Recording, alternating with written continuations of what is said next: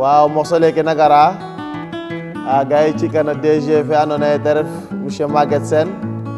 a ref directeur des centre des œuvres universitaires de Dakar a nommer el koy miñe dara i souhaiter an ta dal fa jam meke na campus fe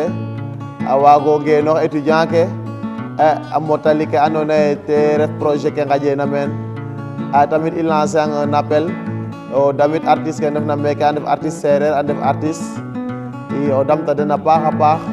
pour i mbaag o promouvoir la culture sereer meke au sein de l'université Cheikh Anta Diop.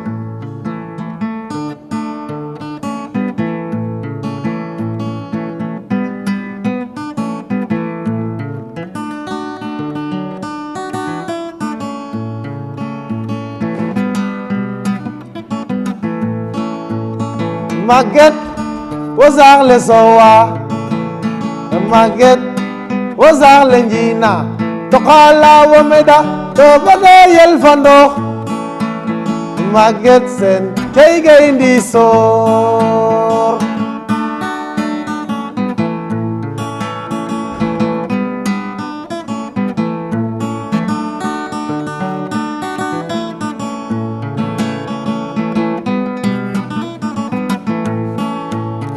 Maguette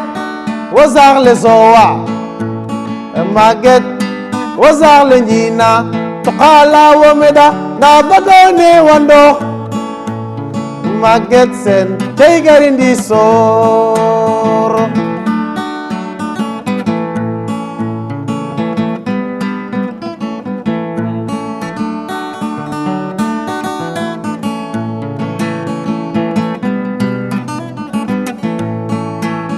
Maguette wozar le sowa Maguette wozar le njina tokala womeda to badone wando Maguette Sène tey gayndi sor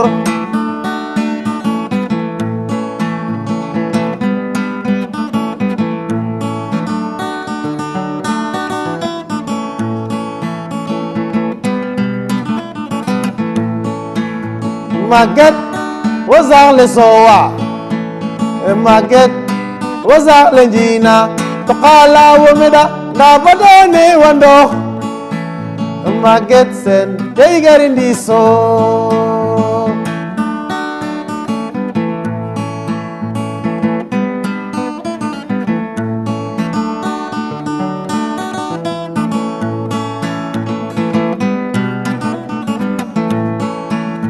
Maguette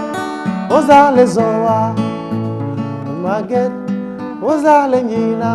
tokala womeda na badone wando Maguette Sène tey gayndi sor